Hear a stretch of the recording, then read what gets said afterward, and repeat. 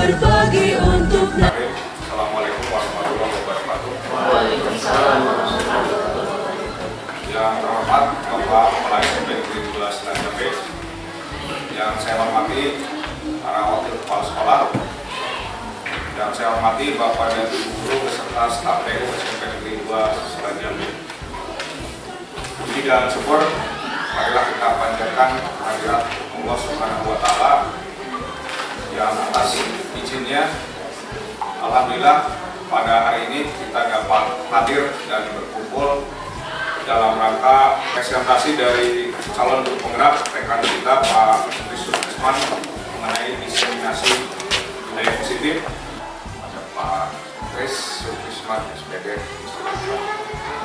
Kita beri aplaus dulu untuk Pak Tris. Bismillahirrahmanirrahim. Assalamualaikum warahmatullahi wabarakatuh. Yang terhormat Bapak Kepala Sekolah, yang saya hormati Bapak Wakasek, para Wakasek, dan juga yang saya hormati Bapak Ibu guru beserta staf tata usaha yang berbahagia. Mudah-mudahan pada kesempatan kali ini kita masih berikan kemuliaan, kesehatan, dan juga rezeki yang barokah oleh Allah Subhanahu wa Ta'ala.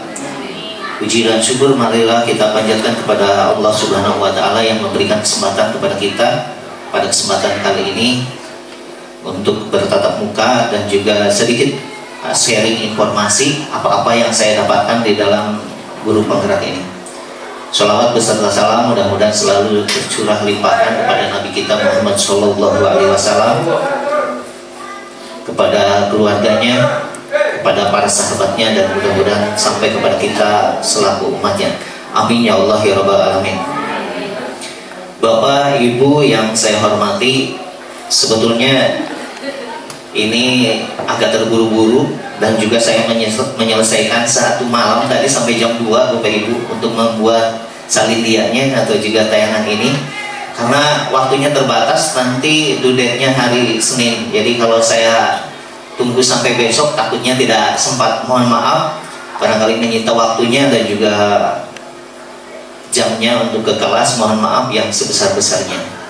Dan juga terima kasih atas dukungannya kepada Bapak Ibu semua termasuk Bapak Kepala Sekolah.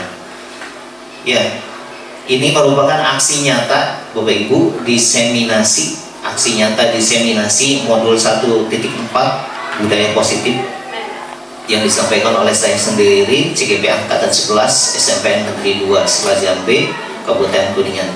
Dan ada informasi sedikit yang membahagiakan Bapak Ibu, CGP Angkatan 12 sudah dibuka kembali dan silahkan barangkali ada yang mau ikut, silahkan dipantau saja di SIM PKB-nya. Dan juga untuk angkatan sekarang tidak ada batas usia, jadi siapa saja boleh ikut Bapak Ibu, siapa saja boleh ikut. Baiklah Bapak Ibu, kita lanjutkan. Barangkali di antara Bapak Ibu ada yang sudah paham mengenai diseminasi atau pernah membaca, pernah mendengar, barangkali ada di antara Bapak Ibu barangkali apa itu diseminasi? Pengimbasan. Alhamdulillah, tepuk tangan untuk Pak Dadang ya, pengimbasan katanya. Oke, kita lihat dulu ke sini ke tayangan berikutnya ya, sedikit pengertian tentang diseminasi. Di sini adalah suatu kegiatan yang ditujukan kepada kelompok atau target atau individu agar mereka memperoleh informasi, timbul kesadaran, kemudian menerima dan akhirnya memanfaatkan informasi tersebut. Jadi istilahnya pengimbasan itu betul Pak Dadang, sharing informasi juga betul. Seperti itu Bapak Ibu tujuan dari diseminasi ini. Oke, kita lanjut lagi Bapak Ibu. Tujuan kegiatan hari ini adalah menyebarkan pemahaman dan penerapan pengalaman budaya positif. Itu yang saya dapatkan di modul 1.4 tadi. Berikutnya ini dulu. Ya. Karena ini kita mengimbaskan budaya positif, jadi harus auranya positif dulu ya Bapak Ibu. Kecuali yang muhrim. Sudah ya? Ibu. Oh ya.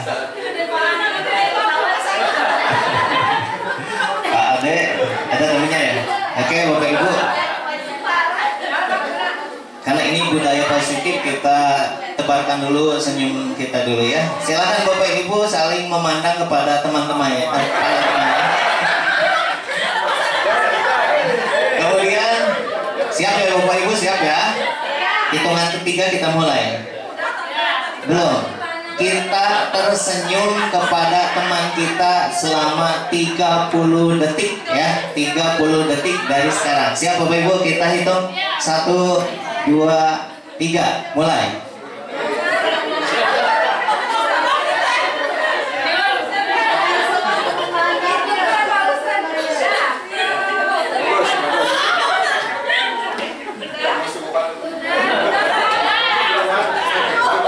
Ya, terima kasih.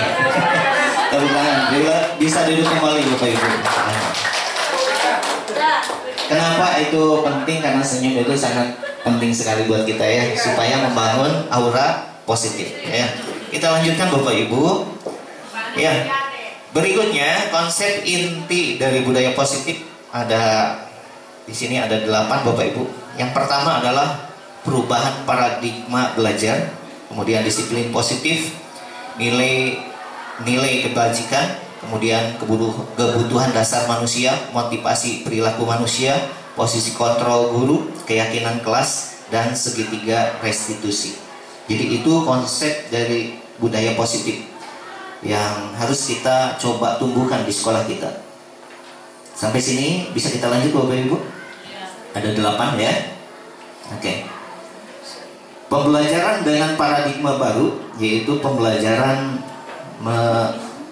yang merupakan pembelajaran yang dirancang berdasarkan prinsip pembelajaran berdiferensiasi, sehingga para peserta didik belajar sesuai kebutuhannya berdasarkan tahap perkembangan sesuai teori psikologi modern untuk mewujudkan Pancasila.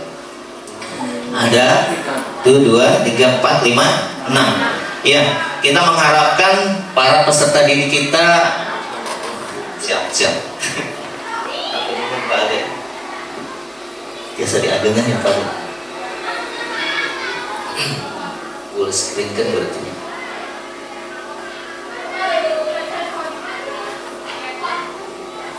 Iya.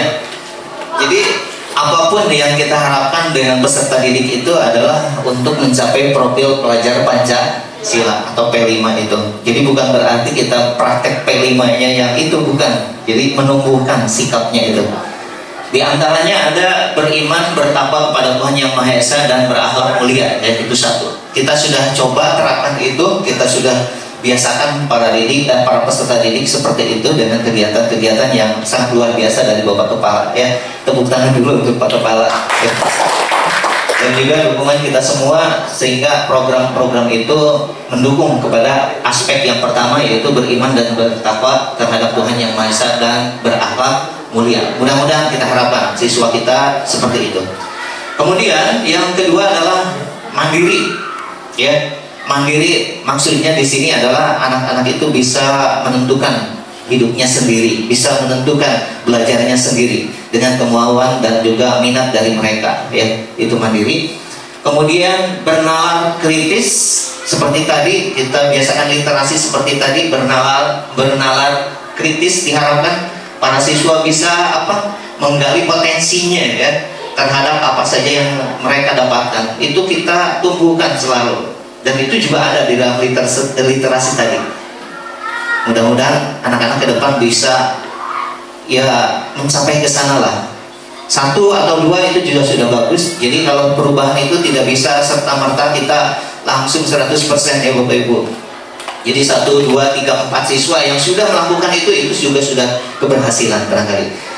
Tadi sudah ada berapa siswa Bu Evi? Ada 2 ya? Ada 2. Mudah-mudahan besok bisa semuanya seperti itu. Dan itu prosesnya luar biasa lama. Jadi tidak serta-merta ujung-ujung ya Bapak ya. Oke. Berikutnya adalah berkebinekaan global. Yang mudah-mudahan para siswa kita juga diharapkan mempunyai sifat seperti itu. Saling hormat menghormati, saling menghargai, saling toleransi yang sifatnya global ya. Berikutnya adalah bergotong royong. Ya, sering kita praktekkan kepada para siswa, bergotong royong misalkan di kelas, dalam pembelajaran, kemudian juga dalam acara-acara, itu juga bergotong royong. Mudah-mudahan bisa dikembangkan juga hal seperti itu. Kemudian terakhir adalah kreatif, yang diharapkan dari peserta didik kita yaitu terakhir mempunyai daya kreatif. Jadi kalau tadi kita menyuruh mereka untuk berliterasi, mudah-mudahan nanti mah bukan hanya berliterasi saja, mereka itu bisa mengungkapkan, bisa menceritakan, kemudian juga bisa membuat ya literasi tersebut. Itu yang diharapkan oleh kita semua. Jadi kalau tadi hanya membaca, nanti mah diharapkan anak-anak itu digali oleh kita supaya bisa menulis buku, Bapak Ibu, ya.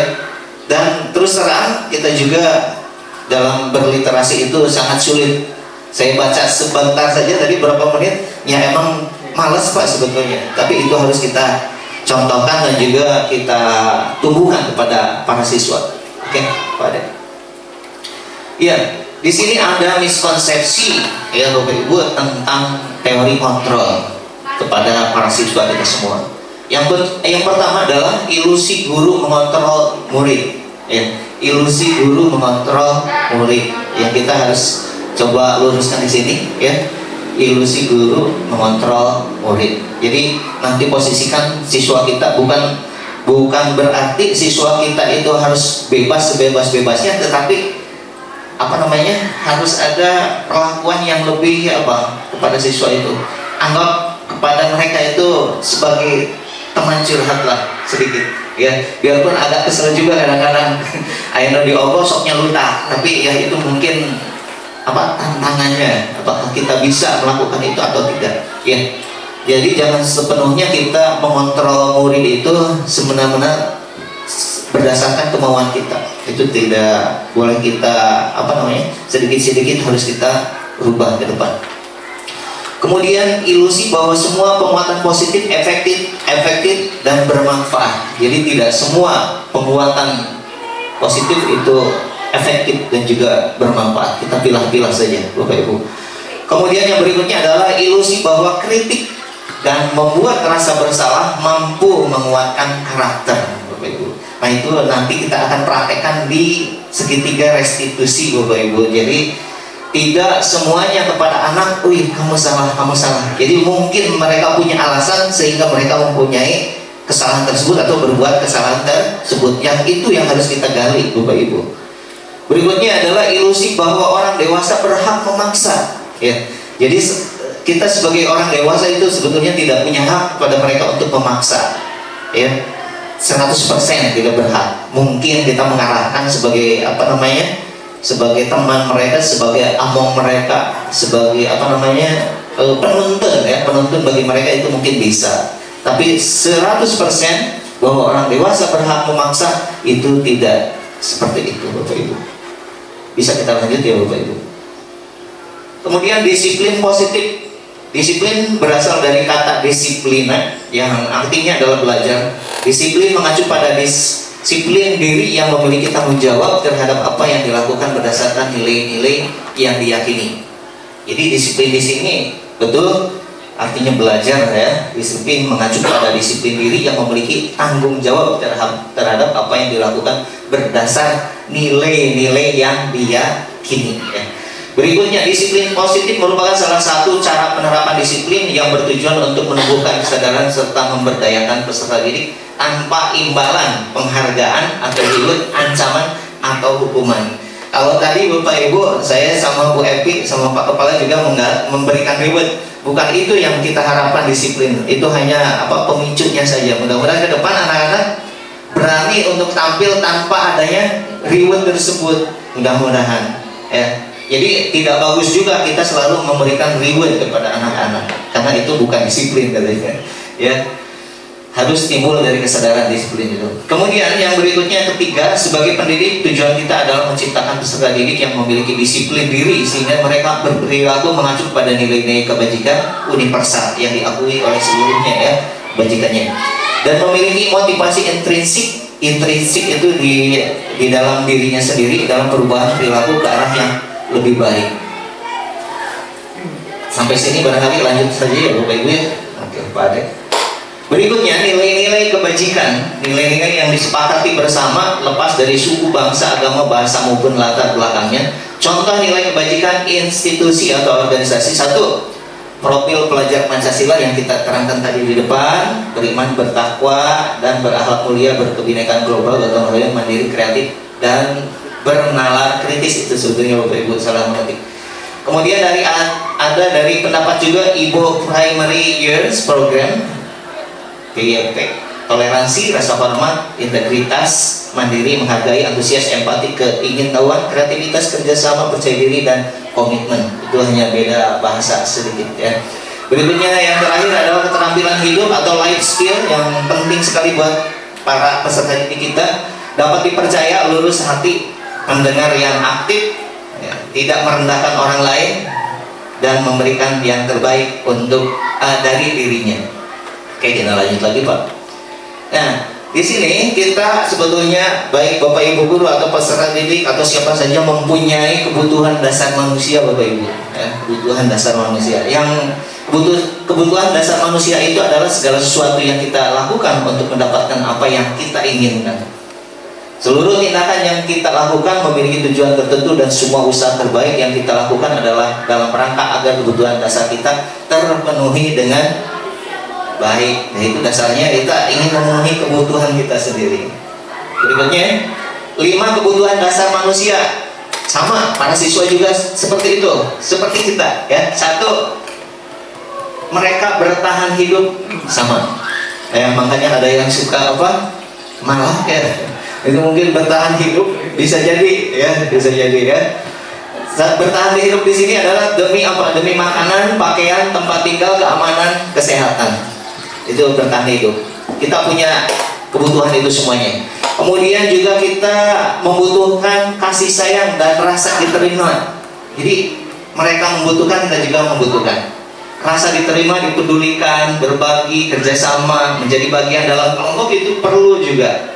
Jadi mungkin di sini apa, pengakuan lah kepada mereka atau juga kepada kita sendiri di dalam kelompok. Berikutnya adalah penguasaan. Ya, pada dasarnya manusia punya harga diri, kemudian juga keinginan untuk dianggap, kemudian juga punya apa, kebutuhan untuk memimpin, berprestasi, diakui dan didengar. Nah, itu manusiawi. Jadi kita semua punya itu, termasuk para peserta didik kita. Berikutnya adalah kebebasan. Kita dan peserta didik juga mempunyai dasar apa, kebutuhan dasar yang merupakan kebebasan. 1, mandiri, memiliki pilihan, mencoba hal yang baru, mampu mengendalikan arah dirinya. Dan yang terakhir adalah kesenangan. Mungkin ada beberapa anak kalau belajar hanya main saja. Nah, itu juga mungkin kebutuhan mereka adalah kebutuhan dasarnya tentang kesenangan ya. Kesenangan di sini adalah bermain, humor, antusiasme, tertawa, dan tersenyum juga tadi. Itu kebutuhan dasar kita ya Bapak Ibu. Oke, lanjut lagi. Motivasi perilaku manusia di sini untuk menghindari ketidaknyamanan, hukuman. Oke, itu merupakan motivasi ekstrinsiknya untuk mendapatkan imbalan, penghargaan dari orang lain tadi, misalkan reward ya Bapak Ibu. Kemudian motivasi dari intrinsiknya dalam diri sendiri adalah untuk menjadi orang yang mereka inginkan dan menghargai diri sendiri dengan nilai-nilai yang mereka percaya. Itu motivasi perilaku manusia. Lanjut lagi Pak. Nah, di sini kita terkadang melakukan ini semua ya. Ada tiga unsur, yaitu hukuman, konsekuensi, restitusi. Oke. Ada 3 demi mencapai profil pelajar Pancasila itu Bapak Ibu. Dan ini semua pasti kita lakukan dan pasti kita lakukan. Namun seiring dengan budaya positif yang kita harus kembangkan di sekolah. Sana kelak.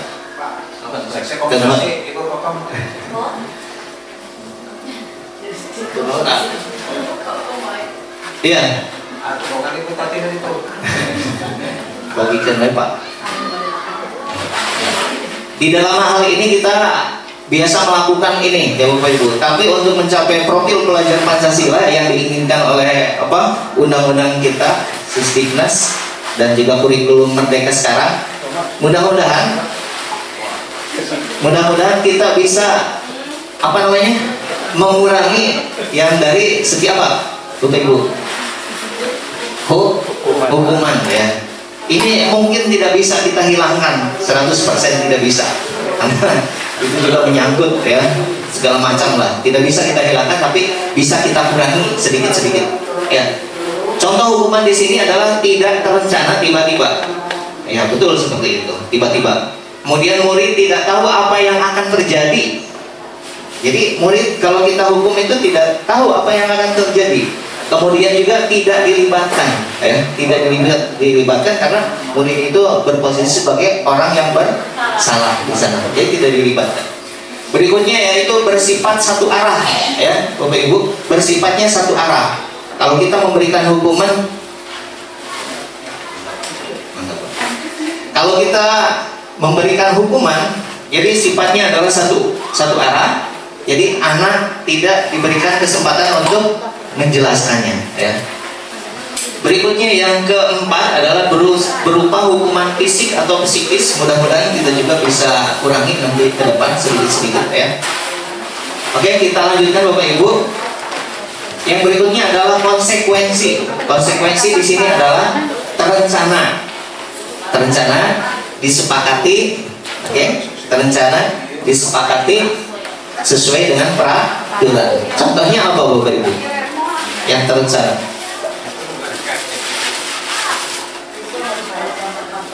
Ya. Siswa harus datang tepat waktu sesuai dengan tata tertib. Itu berarti terencana ya Bapak Ibu. Berarti itu adanya di mana? Di kelas ya. Dengan apa bentuknya? Dengan kesepakatan kelas ya. Nah, itu dituangkannya di sana. Jadi itu konsekuensi. Jadi kita tidak mengatakan hukuman, tapi sekarang konsekuensi. Ya. Rencana disepakati sesuai peraturan. Jadi kita dengan para siswa kita sepakati dulu di kelas itu apa yang mau kalian lakukan di sini. Tapi dengan kata-kata yang lebih halus lagi, yang lebih sopan lagi ya. Maka kita sepakati dulu nanti, dan alhamdulillah di tiap kelas sekarang sudah ada yang namanya adalah kesepakatan kelas, sudah dibentuk ya, sudah ditempel. Tapi bukan berarti kita tempel saja, kita harus lakukan itu. Barangkali ada yang melanggar konsekuensinya, kita harus tegaskan lagi dan harus kita bahas terus berulang. Berikutnya, konsekuensi itu adalah sikap guru selalu memonitor murid, itu konsekuensi. Jadi kalau kita monitor betul, ya berarti kita sudah benar di jalur yang benar, memonitor para siswa secara terus-menerus tanpa lelah dan tanpa henti. Itu benar seperti itu. Ya. Berikutnya Bapak Ibu, yang ketiga adalah restitusi. Di dalam restitusi mungkin hanya sifatnya untuk kasus-kasus yang tidak parah lah, tidak terlalu berat. Kalau masalah pencurian antar sesama siswanya itu masih bisa ditangani. Tapi kalau sudah menyangkut kriminal, obat-obatan terlarang, itu sudah tidak bisa diselesaikan dengan restitusi. Ya, jadi yang sifatnya seperti anak-anak sering kesiangan, ada anak-anak di kelas ngendutan. Nah itu kita bisa lakukan segitiga restitusi di sini. Nah bisa, yang tadi juga bisa ya sepanjang kasusnya tidak berat ya, itu bisa dilakukan. Oke, restitusi di sini adalah proses menciptakan kondisi bagi murid untuk memperbaiki kesalahan. Proses Bapak Ibu? Menciptakan kondisi bagi murid untuk memperbaiki kesalahan. Jadi itu prosesnya. Berikutnya adalah yang kedua, proses kolaboratif yang mengajarkan murid untuk mencari solusi sendiri. Jadi harus ada solusinya. Kalau kita restitusi harus ada solusi pemecahan masalahnya. Oke, kita lanjut lagi Bapak. Berikutnya ada 5 posisi kontrol guru. Ya, ada 5 posisi kontrol guru. Ya, kita sebagai yang mana coba Bapak Ibu? Kalau kita baca dulu, yang mana kita posisinya? 1 ada penghukum, 2 pembuat rasa bersalah, 3 teman, 4 pemantau, 5 manajer. Kita posisinya di mana Bapak Ibu? Pemantau. Kata Dadang pemantau ya. Oke, pemantau ya. Oke. Nah, kita harus beranjak mulai dari penghukum, kita beranjak ke pembuat rasa bersalah. Bagaimana pembuat rasa bersalah tersebut? Jangan. Ya, emang berat sih, berat, dan juga kadang kesel juga ya. Tidak bisa dipungkiri bahwa kita harus mempunyai hati yang sabar, luar biasa sabarnya, berdobel-dobel. Nah, misalnya kalau digituin ngelunjak malah. Nah, kamu berbuat seperti itu tentu ada alasannya. Ya. Orang berbuat salah bisa ya. Bapak juga dulu ketika sekolah, Bapak juga pernah berbuat salah. Nah seperti itu contoh-contohnya. Tapi itu kesel Pak, terus terang kesel. Kamu sok ngelunjak barangkali. Tapi itu harus kita coba terapkan, harus kita coba ya, mudah-mudahan bisa lah. Dan berat itu, berat sekali. Ya. Kita lanjut lagi Bapak Ibu. Berikutnya yang ketiga, posisi kontrol kita yang ketiga adalah sebagai teman. Nah, kalau sebagai teman bagaimana Bapak Ibu? Sudah memposisikan kita sebagai teman tidak kepada para siswa? Suka menanyakan nggak keadaan para siswa? Suka ya? Nah, hari ini bahagia tidak? Gitu ya. Yang ringan-ringan saja, yang santai-santai saja. Nah, kenapa kamu tidak tersenyum? Itu kadang-kadang ya. Nah, kenapa kamu nangis? Kadang suka ada anak yang nangis ya, datang-datang nangis. Kita coba posisikan diri kita sebagai teman mereka. Silakan, kenapa kamu menangis? Jangan curhat ke Bapak. Nah, resikonya ya seperti tadi.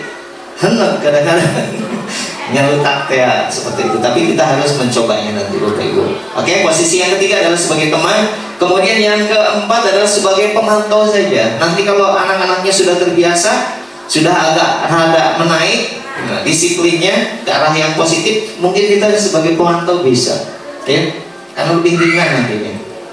Dan yang terakhir adalah sebagai manajer. Manajer itu seperti Bapak Kepala Sekolah ya, Pak Kepala Sekolah, kemudian juga yang lainnya ya, pengelola sekolah seperti itu. Posisinya adalah sebagai manajer. Oke, lanjut lagi Pak. Contoh penerapan 5 posisi kontrol guru. Bapak Ibu, kasusnya adalah seperti ini. Siswa tidak memakai atribut lengkap saat upacara bendera, ya. Oke. Kalau posisi kita sebagai penghukum, satu, siswa tersebut akan disuruh menghormat pada bendera selama satu jam, seperti itu. Itu posisi kita sebagai penghukum. Kemudian kalau kita posisinya sebagai pembuat merasa bersalah, berapa kali ibu Bapak harus memberitahu kamu. Jadi dengan kata-kata seperti itu ya. Berapa kali ibu bapak harus memberitahu kamu. Kamu selalu saja mengecewakan ibu bapak. Jadi merasa bersalah kepada diri kita sendiri. Kadang kita juga kesel ya ke anak. Saya suka mempraktekkan itu. Hei, tekarunya ke bapak. Nah, gitu ya. Kamu tekarunya ke orang tua. Nah seperti itu. Jadi itu posisi kita sebagai pembuat merasa bersalah. Mudah-mudahan dengan hal-hal seperti itu ada insaf, ada eling ya anak-anaknya. Oke, lanjut lagi Pak. Yang ketiga adalah sebagai teman. Ayo dong, ikuti aturan sekolah. Itu kalau sebagai teman, sambil biasalah. Ya, tapi bisa apa enggak kita ya? Sulit sebetulnya. Ayo dong, ikuti aturan sekolah. Tolong bantu ibu bapak ya sekali ini. Ya sudah, tidak apa-apa. Lain kali jangan sampai berbuat seperti ini lagi. Seperti kasus yang tadi anak-anak yang ngesot. Nah itu genep. Ngarang teh geus hendak manten ya bapak ibu kurang lagi bener. Tapi kita harus berusaha seperti ini. Ya, untuk mencapai profil belajar Pancasila. Aduh, jadi harus punya apa sih? Effort yang luar biasa ya dari kita ya. Harus punya semangat yang luar biasa. Terus terang saya belum bisa melakukan hal tersebut sebetulnya. Ya, tapi kita coba berusaha ya. Oke, ayo dong ikuti aturan sekolah. Tolong bantu ibu bapak. Sekali ini saja, misalkan seperti itu ya. Berikutnya yang keempat adalah sebagai pemantau. Kamu sudah melanggar peraturan sekolah, kamu tahu konsekuensinya? Oke. Jadi posisikan anak itu tahu konsekuensinya. Apa konsekuensinya kalau melanggar peraturan sekolah? Kembalikan lagi ke peraturan kelas, kesepakatan kelas. Gitu ya Bapak Ibu. Kita ulang lagi. Setelah upacara kamu beli atributnya ke koperasi dan jangan diulangi lagi. Seperti itu diarahkan. Ya. Pak Ustadz sama saya barangkali bagian OSIS dan juga Bapak Ibu guru yang lain. Mungkin ada yang tidak pakai atribut, mungkin kasih pengertian seperti ini. Ya. Enggak. Tolong kamu beli atributnya ke koperasi seperti itu. Jadi harus ada apa? Solusi di sini. Oke, terima kasih. Berikutnya Pak. Berikutnya yang posisinya sebagai manajer. Ya, kita juga bisa sebetulnya bukan Bapak kepala sekolah saja, tapi kita posisinya sebagai manajer di sini. Apakah kamu tahu kesalahanmu? Kira-kira bagaimana kamu memperbaiki kesalahanmu? Jadi kita tidak kasih tahu dulu solusinya apa, kesalahannya apa. Kita muji itu sebagai manajer. Ya. Seperti itu barangkali Bapak Ibu. Kita lanjut lagi Pak. Nah sekarang Bapak Ibu boleh dijawab dalam hati atau diungkapkan oleh posisi kontrol apakah aku ini. Misalkan dengan pertanyaan kalimat seperti ini, saya kecewa sekali dengan kamu. Coba kira-kira apa?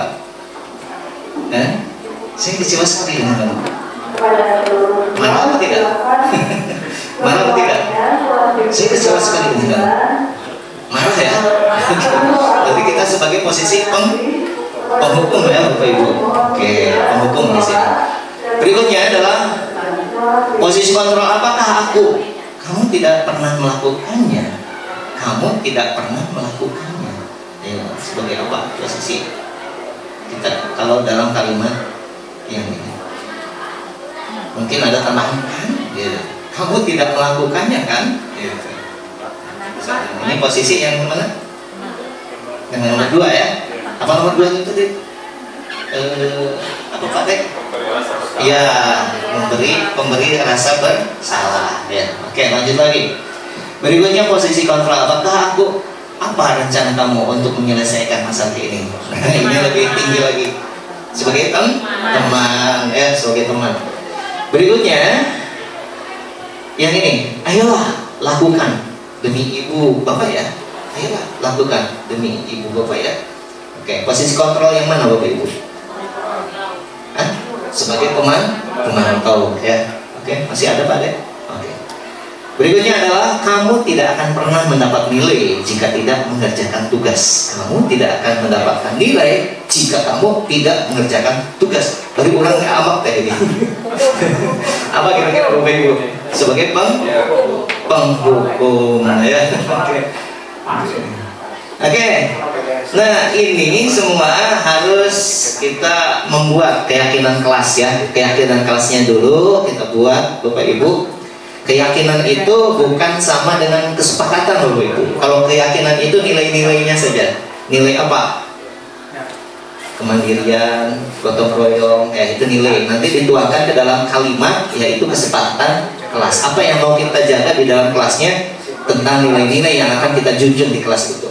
Saling menghormati, kasih sayang ya, berbagi, ya itu nilai-nilai. Itu yang merupakan keyakinan kelas dulu. Jadi kita membuat keyakinan kelas dulu, baru kesepakatan kelas. Keyakinan itu nilai-nilai, kalau kesepakatan kelas itu kalimatnya ya, implementasinya. Oke, lanjut lagi Pak.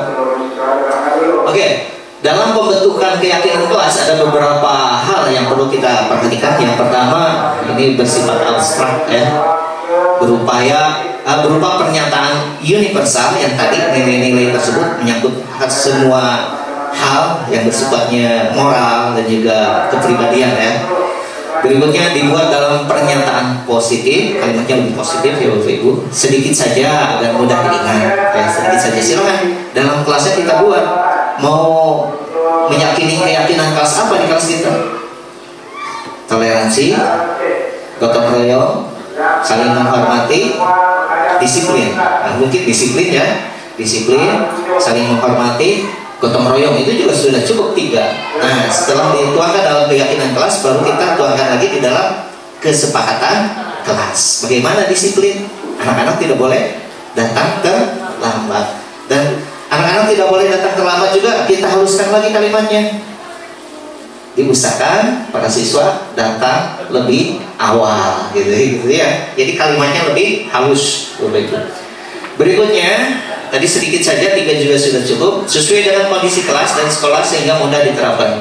Berikutnya semua warga sekolah, warga kelas dilibatkan saat membuat keyakinan kelas. Jadi kalau bisa semua warga sekolah dilibatkan. Bisa di dalam rapat Pak.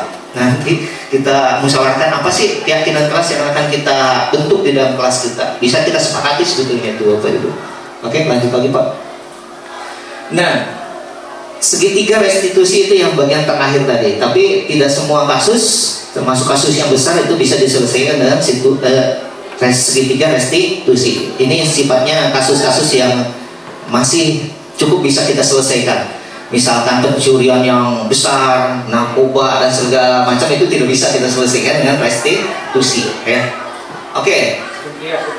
Di dalam, ya betul ya Pak. Nah itu udah berat, gitu. berat, gitu. Berat Bapak Ibu. Jadi itu di luar jangkauan kita sebetulnya, ya. Oke, segitiga restitusi itu adalah suatu proses dialog Bapak Ibu. Kita lakukan dialog dengan anak-anak yang bersalah itu, yang dijalankan oleh guru agar dapat menghasilkan murid yang mandiri dan bertanggung jawab. Oke, apa saja langkahnya? Yang pertama adalah validasi tindakan yang salah. Kita validasi dulu tindakan yang salahnya itu. Validasi aja dulu. Kemudian juga yang kedua langkahnya adalah menanyakan keyakinan. Apakah kamu yakin itu perbuatan kamu itu benar atau salah? Nah gitu. Kita yakinkan dulu. Iya salah Pak. Gitu ya. Supaya menyadari bahwa perbuatan mereka itu salah. Yang terakhir baru menstabilkan identitas. Kebalik Bapak Ibu. Sebentar. kebalik. Menstabilkan identitas dulu. Mohon maaf, ada error. Kemudian validasi tindakan yang salah. Ya, stabilkan dulu. Jangan kita marahin dulu. Kalau kita marahin kita emosi dulu, ya nggak bisa kita selesaikan masalahnya. Tahan dulu lah, tahan. Sulit ya, saya juga tidak bisa mempraktekannya seutuhnya. Menstabilkan dulu identitas, kemudian validasi tindakan yang salah seperti tadi, dan yang terakhir kita kembalikan kepada keyakinan kelas yang kita sudah buat tadi. Apakah itu melanggar kepada keyakinan kelas kita, kelas kita? Mereka mengaku, iya Pak. Jadi bagaimana? Nah, nanti terakhirnya seperti itu. Oke, lanjut lagi Pak. Di dalam menstabilkan identitas, ya, ini ada 2 hal. Berdasarkan prinsip membuat kesalahan adalah sebagian dari proses pembelajaran. Kita sebagai manusia mungkin meyakini bahwa kita tempatnya salah dan lupa. Kita tanamkan kepada anak-anak. Jangan kita judge dulu, kamu salah, kamu. Nah, gini. Kita terapkan ini dulu bahwa itu adalah bagian dari proses pembelajaran. Berikutnya yang kedua, menggeser identitas gagal ke identitas sukses. Dari yang gagal tadi, yang bersalah itu mudah-mudahan nanti kita bisa geserkan kepada identitas yang sukses. Oke, contohnya di bawah. Berdasarkan prinsip membuat kesalahan adalah sebagian dari proses pembelajaran. Kata-katanya seperti itu Bapak Ibu. Boleh nanti kita tanyakan seperti itu. Kita panggil anaknya, kita tambahkan berbuat salah itu wajar. Nah itu kadang bertolak belakang sebetulnya kalau kita telah sedikit-sedikit, tapi kalau kita baca lagi lebih dalam itu tidak sebetulnya, ya. Berbuat salah itu wajar, tapi dengan alasan apa? Kemudian kalimat yang kedua, tidak ada manusia yang sempurna. Ketiga, ibu bapak juga pernah melakukan itu. Kita contohkan kepada diri sendiri. Ibu bapak juga pernah melakukan hal tersebut dulu waktu sekolah, gitu, supaya anaknya kembali lagi ya, percaya dirinya, motivasinya. Berikutnya adalah ibu bapak tidak mau mencari siapa yang salah, tapi ibu bapak ingin mencari solusi dari permasalahan ini. Oke, yang terakhir, kamu berhak merasa begitu. Ya, kita bantulah anak-anak, jangan down dulu. Ya, kita lanjutkan Bapak Ibu. Lanjut lagi Pak. Berikutnya adalah menanyakan keyakinan. Murid akan diberikan pertanyaan-pertanyaan bermakna untuk memunculkan motivasi secara intrinsik dari dirinya sendiri. Mampu mengaitkan keyakinan dengan tindakan yang salah. Oke, keyakinan dengan tindakan yang salah. Berdasarkan prinsip teori kontrol bahwa pada dasarnya kita termotivasi secara intrinsik dari diri kita sendiri. Kalimatnya seperti ini Bapak Ibu, restitusinya seperti ini. Apa keyakinan kelas kita? Jadi kembalikan, apa keyakinan kelas kita? nilai-nilai apa yang telah disepakati bersama. Kita kembalikan lagi, kita sudah sepakat kan itu. Makanya kita sosialisasikan kepada para peserta didik kita keyakinan kelas kita. Terus kita dorong supaya mereka tahu keyakinan yang sudah kita buat di kelas. Seperti apa gambaran sebuah kelas yang ideal menurut kamu? Balikan lagi pada mereka. Dan terakhir adalah kamu ingin menjadi orang yang seperti apa, gitu ya? Itu menanyakan keyakinan. Oke, lanjut lagi Pak. Oke, ada kasus di sini. Nah, ini saya sudah mencoba mempraktikkan 2 kasus Bapak Ibu, tapi itu juga belum maksimal, terburu-buru. Naura adalah salah satu siswa kelas 9B yang beberapa hari ini mengalami penurunan minat belajar dan terkadang tidak hadir ke sekolah. Lanjut lagi Pak. Nah, kita stabilkan dulu identitasnya Bapak Ibu. Ada videonya di sini. Barangkali bisa ditonton dulu sebentar ya videonya Bapak Ibu. Ada di bawah Pak Dek.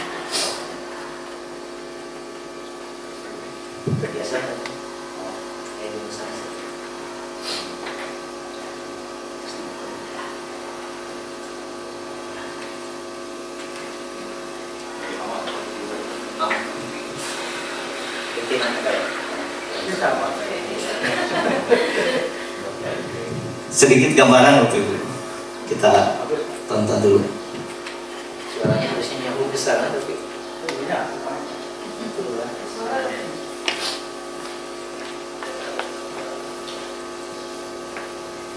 padam tuh Pak.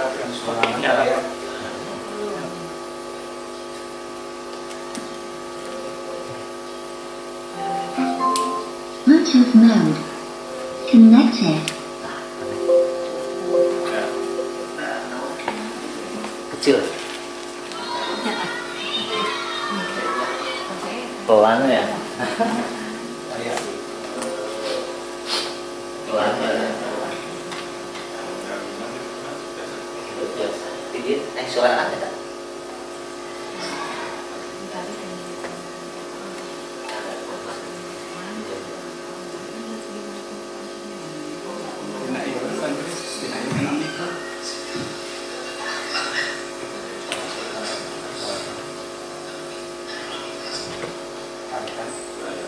Nah, mohon maaf Bapak Ibu, jadi suaranya. Tapi itu nama ya? Nah, itu kan bukan salah itu wajar lah. Saya juga dulu begitu di sekolah ya. Kadang ada minat belajar yang tinggi, kadang minat belajar yang turun. Nah, ketika minat belajarnya turun, kita bapak di sekolah dulu.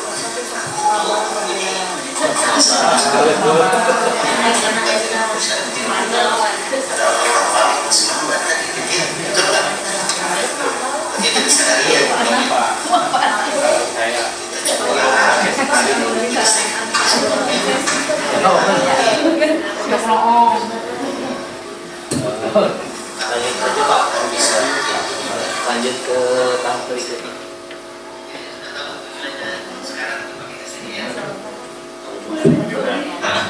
Nah, ini menstabilkan identitas dulu. Nah, berikutnya adalah validasi tindakan yang salah Bapak Ibu.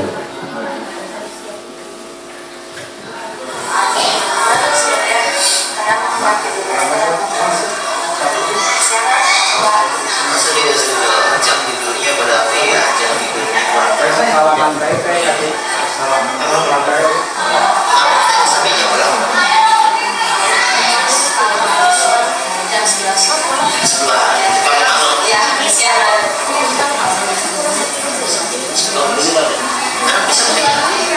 Nah, di sini Bapak Ibu kita tahu permasalahannya apa di sini di dalam validasi tindakan yang salah. Jadi Naura mengungkapkan bahwa dia suka tidurnya larut malam, ya, dan juga aktivitas yang padat sehingga membuat dia capek sehingga di kelas tidak konsen. Nah, itu harus kita dapatkan itu jawaban itu.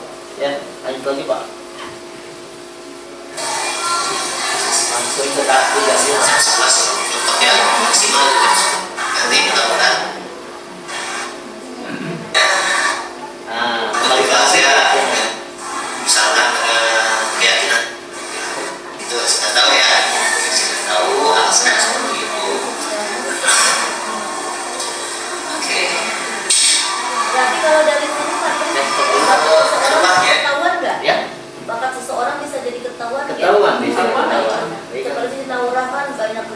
terus kalau dalam hal akademis kan dia itu istilahnya kurang begitu termotivasi. Iya. Tapi kalau misalnya dalam segi seperti pramuka, kemudian ada kesenian, itu ketahuan gua dari sini. Jadi permasalahannya kita gali sebisa mungkin supaya dia cerita lah. Jadi itu tadi di awal kita stabilkan dulu, gitu ya. Jangan sampai mereka takut, jangan sampai mereka luas tuh ya. Supaya keluar itu. Nah, terakhir kita kembalikan kepada keyakinan kelas kita bahwa anak-anak itu harus rajin gitu, sekolah, rajin hadir gitu. Nanti diharapkan dengan itu mereka menyadari, oh iya, saya termotivasi kembali. Itu barangkali yang dituju ya Bapak Ibu. Ada kasus terakhir sampai yang si Raihan Pak. Ini satu lagi Bapak Ibu. Itu bisa jadi di panggil sama Bapak. Terlambat ya, oke. Tadi kebetulan Bapak datangnya lebih awal saja ya, Bapak datangnya lebih awal saja, enak lebih belakangan, terlambat ya. Bapak lebih awal, enak lebih belakangan. Itu. Nah, jadi kata-kata kita juga kalau bisa lebih halus lagi. Sebetulnya kamu bukan terlambat, karena Bapak datangnya lebih awal saja. Nah, seperti itu padahal sarwa baik, bukan itu keberangan gitu ya. Cuma bahasa kita yang lebih dihaluskan supaya apa? Supaya mereka keluar gitu ya permasalahannya. Itu yang harus kita gali. Lanjut lagi Pak. Langsung ke tahap kedua. Hanya perbedaan. Jadi Bapak juga sama. Bapak juga sama, sehingga dulu Itu tahu ya. Bahwa itu kita kan betul tahu, sadar. Beberapa hari itu sudah telat sekolah itu 2 hari sudah 2 hari lebih telat sekolahnya ya, Bapak lebih separah dan hari cek. Nah itu Bapak Ibu seperti itu. Barangkali kita harus stabilkan dulu. Kemudian tadi validasi tindakan yang salahnya. Kemudian yang terakhir adalah kembali ke keyakinan kelas. Mudah-mudahan dengan tahapan-tahapan itu mereka bisa bercerita kepada kita dan sekaligus bisa meningkatkan lagi minat belajar mereka. Dan alhamdulillah sehari berikutnya kalau untuk si Raihan ada peningkatan, tapi nggak tahu kalau kesananya lagi. Untuk Naura juga ada peningkatan ya, dari segi minat belajar juga naik. Nah mungkin itu bisa kita praktekkan nanti kalau di kelas ada siswa yang nundutan, tidur, itu fokus kita tuh di sana. Jadi kesempatan kita untuk mempraktekkan segitiga restitusi ini. Barangkali saya siap, Bapak Ibu, barangkali ada yang mau bertanya kepada saya, misalkan sebisa saya kita sharing informasi saja. Kebetulan saya lebih tahunya lebih awal sebetulnya Bapak Ibu, dan kita coba imbaskan kepada Bapak Ibu untuk membuat para siswa kita itu nyaman di sekolah dan juga termotivasi untuk belajar. Itu barangkali Bapak Ibu. Penutup, dalam penerapan program disiplin positif, hendaknya guru memiliki standar kepribadian profesional dan sosial yang baik, di mana guru mampu merefleksi diri dalam posisi kontrol saat ini. Bagaimana perjalanan dirinya sebagai among ya, kita posisinya sebagai among Bapak Ibu, manajer ya. Among itu manajer yang menuntun murid-muridnya menjadi insan yang mandiri, merdeka, dan bertanggung jawab. Barangkali itu Bapak Ibu yang bisa saya sampaikan. Barangkali ada pertanyaan, penguatan, saya persilakan. Mangga. Sedikit Pak Tris. Mangga Pak. Mohon maaf bukan bertanya, hanya mungkin sedikit menganalisa dari apa yang disampaikan oleh Pak Tris tadi, bahwa ketika kita menghadapi satu kasus, memang sebagai seorang pendidik mungkin alangkah lebih baiknya kita itu belajar lagi studi kasus barangkali Pak. Nah itu, jadi mempelajari lagi kasus-kasus yang sering muncul dan bagaimana satu dari teknik menggalinya gitu kan. Seperti yang dilihat tadi dari alur yang disampaikan oleh Pak Tris, bahwa alurnya itu kan di sana tidak langsung ke judgment gitu. Artinya tidak langsung kita menghukum atau mengkat bahwa kamu salah gitu kan gitu. Nah, jadi memang yang sangat sulit itu kita untuk menuju ke tahap-tahap itu. Jadi tahap awalnya untuk mengembalikan identitasnya dulu, kemudian tahap berikutnya, dan nanti tahap terakhirnya bagaimana gitu. Nah itu sepertinya kita sebagai pendidik mungkin perlu lebih banyak lagi menggali mengenai studi kasus. Itu barangkali tanggapan saja. Iya, terima kasih untuk Pak Dadang, tepuk tangan untuk Pak Dadang. Terima kasih luas ya. Itu merupakan penguatan bagi praktek baik kita yang tadi saya sudah imbaskan, berusaha saya imbaskan berkaitan itu betul Bapak Dadang. Itu terkait studi kasus itu mirip-mirip lah dengan yang tadi restitusi itu ya Bapak. Jadi kita tidak langsung menjudge anak, tapi mengembalikan dulu kepercayaan dirinya itu, supaya bisa menggali apa kesalahannya dan juga sekaligus bisa memperbaikinya ke depan. Itu barangkali. Terima kasih Pak atas penguatannya.